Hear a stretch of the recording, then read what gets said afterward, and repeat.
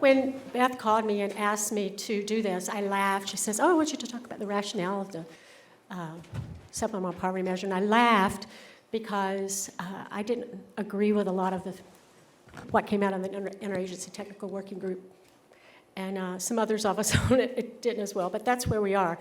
I would like to give some recognition to some people in this room who have not been recognized. And Tim Smeating did some of the very early work on adding the in-kind benefits to resources, and that was in the 80s. And then Pat Ruggles wrote the marvelous book. It was published in 1990 on Drawing the Line. She actually talked about a supplemental poverty measure then, not a measure to replace the official. And it was her work and working with the Joint Economic Committee that, for the reason we had those hearings on poverty measurement, it was also because of Pat that there was money set aside for the National Academy of Sciences panel. Then in 1999, Kathy Short and I, researchers at the Census Bureau and BLS, we decided we were just going to see, okay, could we reproduce this in our agencies? And so we started as a research project. And we worked on this through and were part of the Interagency Technical Working Group. So those people who were on the Interagency Technical Working Group who are here is Don Orlick. Everybody knows who Don is, okay? Kathy Short, David Johnson. Everybody knows David, and I was there as well. And what happened there is that all the research that had been done, basically, mostly by BLS and Census, said, okay, let's see what we know about NAS and how can we move forward.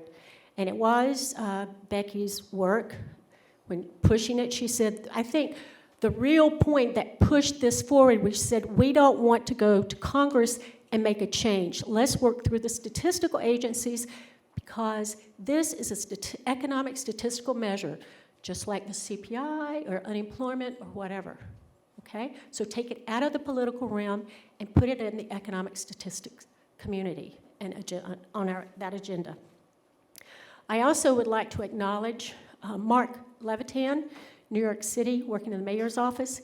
I think it was his work in working with, at the direction of the mayor,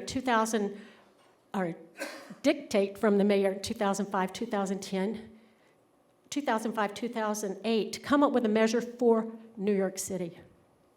That really pushed this measure along in the agenda. They started with the NAS and then moved to the SPM.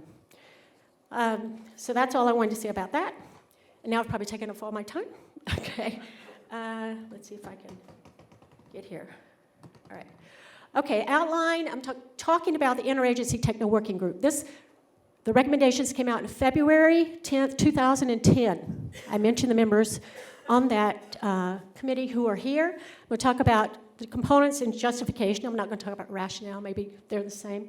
We'll talk about some issues that we have looked at and that we looked at during the time of the committee's meetings as well as since then. And I'll just briefly mention some remaining issues if possible.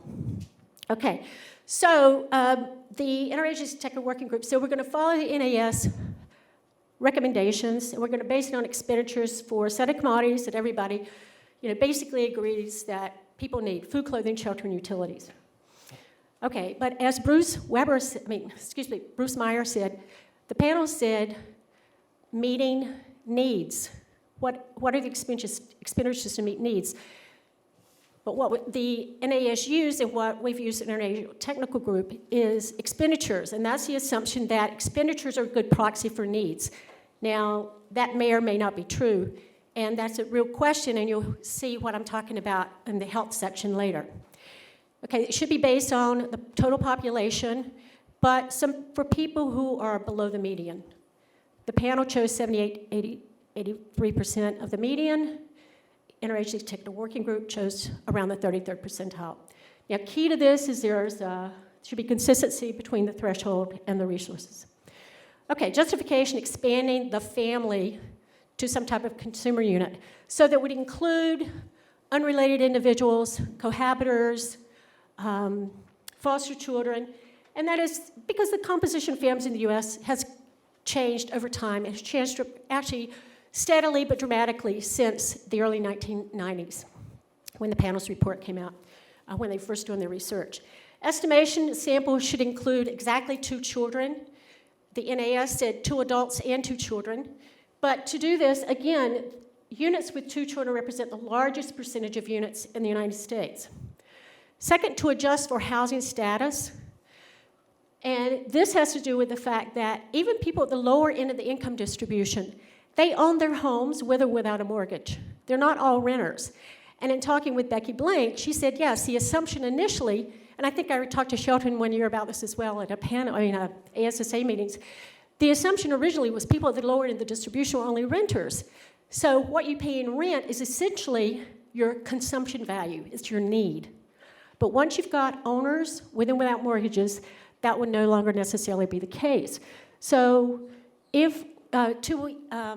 so you want to account for the fact that if somebody owns their home without a mortgage, they are probably less likely to be poor than someone who has a mortgage or rents.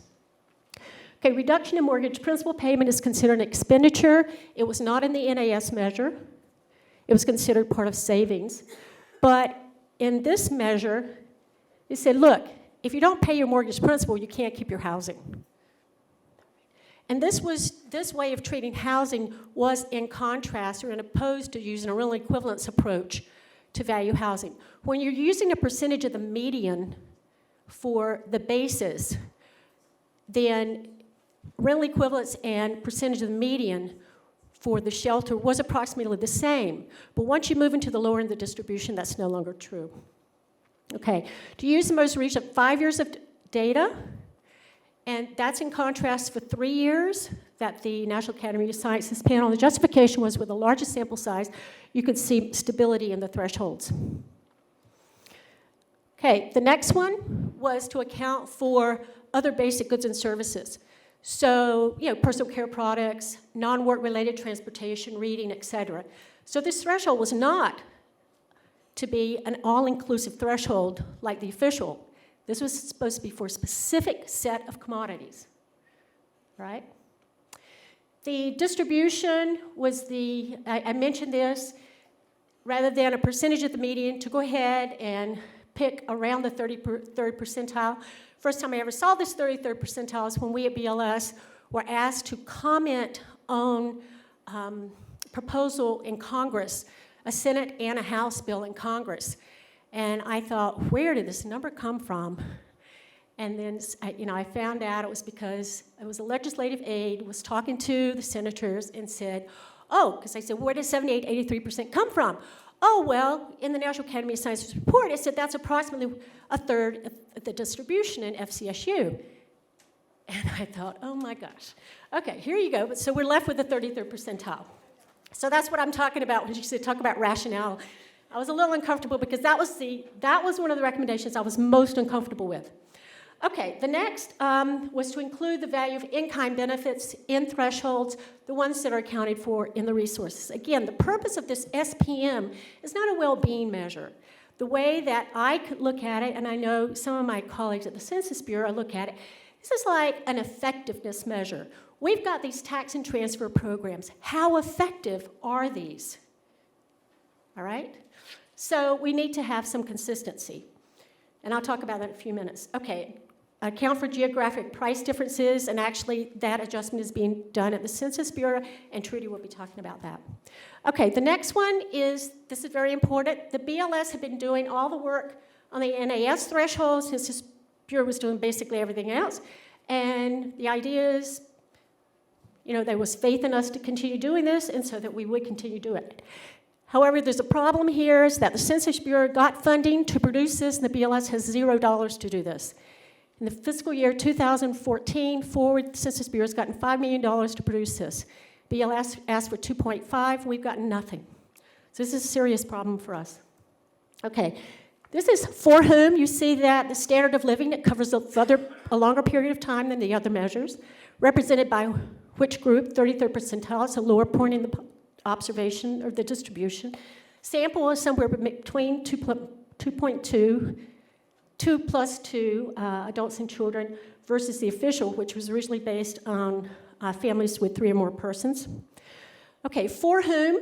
This was some work I did for our interagency technical working group in 2010. If we go from the 5-year sample with 2 children, we get up almost to 18,000 consumer units versus the NAS panel 3 years and 2 plus 2, which was about 7,000. So we've definitely increased our representativeness in the population and our sample size. Okay, in terms of accounting for housing, again, I looked at the BLS data that we have on income and expenditures for 2010. The first column represents the distribution by housing tenure for all consumer units. The others represent the lower income categories. And you see with the other owners without mortgages or that yellow group, they're actually a very important part of this population.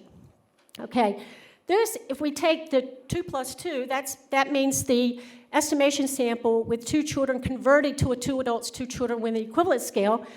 And what you see is within that range of FCSU, at the 33rd percentile, or around the 33rd percentile, you find that 49% are owners with mortgages, 9.3% owners without mortgages, and 42% renters.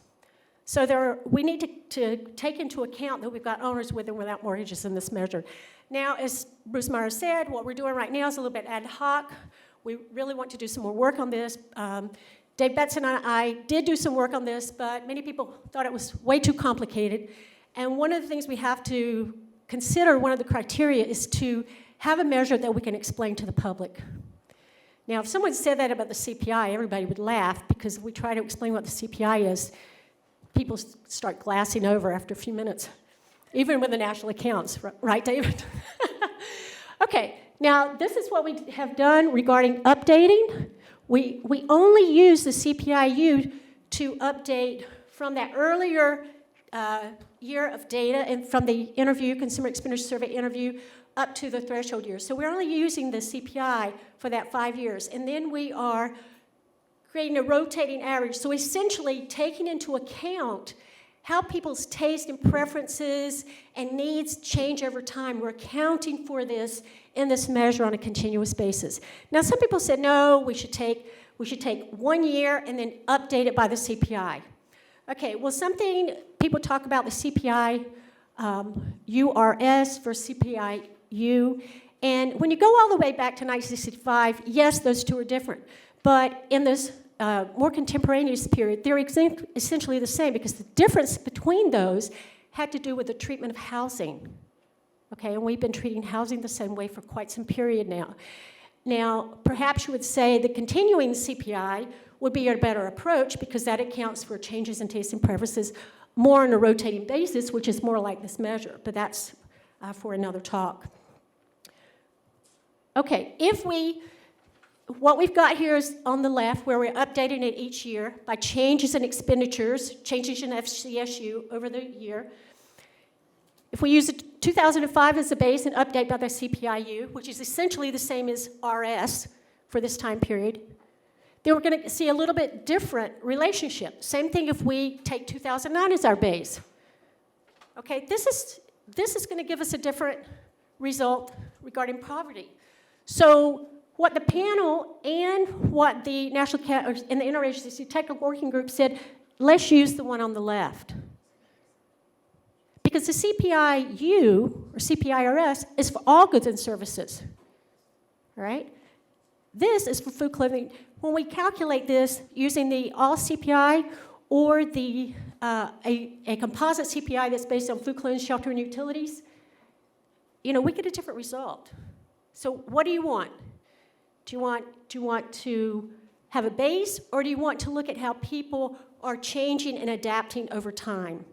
Okay, and the one on the left is the one that was recommended, and the one that we've been using and publishing. Okay, the big issue, and the one that we've been paying the most attention to lately at the Bureau of Labor Statistics, is this idea of consistency in thresholds and resources. So these resources at the bottom are the ones that are being accounted for in the resources. But there's a little problem here, okay? Resources are to meet certain needs. Needs defined as food, clothing, shelter, utilities, and a little bit more. So thresholds are supposed to represent those needs in some way. So for resources, it's cash plus the value of in-kind benefits. So for thresholds, we need spending plus the value of in-kind benefits. Let me talk about this a little bit more, all right? So this is what, if you used a threshold today that was based on food, clothing, shelter, and utilities over the last 5 years, updated by CPI, and cash income, the official, you've got an inconsistent measure of poverty. So if we want a consistent measure of poverty, based on how we're defining the supplemental poverty measure, SPM, all you would add is the cash value of food stamps. That's it. That's where you stop. Because cash value of food stamps are implicitly included in expenditures. Because in the interview, we don't ask people, how much did you spend with food stamps versus how much you spent on everything else? We say, how much did you spend on food? And the assumption is, and this is a big assumption, but I think it's a pretty good one, if you get food stamps, we're assuming you spend those dollars first, all right? But this is what we have. We're counting all of these in resources, and we have a threshold that does not match. So those housing subsidies cannot be used to purchase the housing that's represented by those expenditures. Those other food subsidies, school lunch, cannot be used to purchase the food that's in that threshold. So this is what we need, all right? So this is what we've been focusing on. Now, we have limited data on rental assistance. We have, if you live in public housing, if you receive assistance, we know how much you pay. So what we're missing is the market value of housing. So we can do that we can deal with this in two ways, and we've actually been doing research on this. One, we can use fair market rents, which, is not really necessarily ones we want to use, or we can impute the market rent based on who pays rents in those areas. So that's the one we're working on most recently. We have no data on these three programs. So what we've done, we have two different approaches we followed. We've calculated eligibility for every consumer unit. Then we've done it, specifically focusing on the SPM, all right? And then we've also used information from the current population survey and imputed. These are the thresholds that we get if we include the imputations for those three, the food and low-income energy assistance plus housing subsidies. And if it doesn't have my values, for some reason it didn't transfer. But anyway, what you find here is that for owners with mortgages, the difference in the red is without any benefits, and the blue, it's about $1,200 higher, and about $300 of that is non-housing. So the biggest part is for housing. And then you go down to the next group of renters, there's about a $1,000 difference, and about $200. You go down to the bottom, it's a little bit closer. So it does make a difference, and these thresholds are statistically significantly different. Okay, these are the poverty rates we get when we have consistently defined thresholds and resources. Okay, so where we are and where we're going, the current thresholds are based on spending. We're expanding those in our research efforts to include in-kind. Now, whether we should expand them to include healthcare as a need, that's a topic for another session this afternoon. The value of need for owners, spending versus consumption, is an issue that Kathy and I addressed a few years ago with the National Academy of Sciences, where we actually use rental equivalents.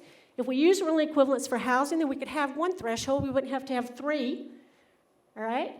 The estimation sample, many people think that we shouldn't just focus on children. I know one of the arguments that David made, look, you should take everybody. He said, why don't we base this on the distribution of expenditures for everybody in the population? So in our early work, we actually calculated thresholds if you used everybody and then applied equivalent scales. There's been some question about whether the equivalent scale, so 3-person equivalent scale, is the one we want to use. But right now, we're still using that. And we'll continue to look at this issue of updating. Now, there's one more point I want to make. We talked about telephones, and this is my final point. I wasn't going to show this unless it was here. FCC proposes broadband discount for poor Americans. This was in the paper just yesterday. So is this another benefit we're going to have to start accounting for? Right now, in utilities, we include telephone service. We do not include the purchase of a telephone, but we do include service. But maybe in the future, we should add internet service as well. Thank you.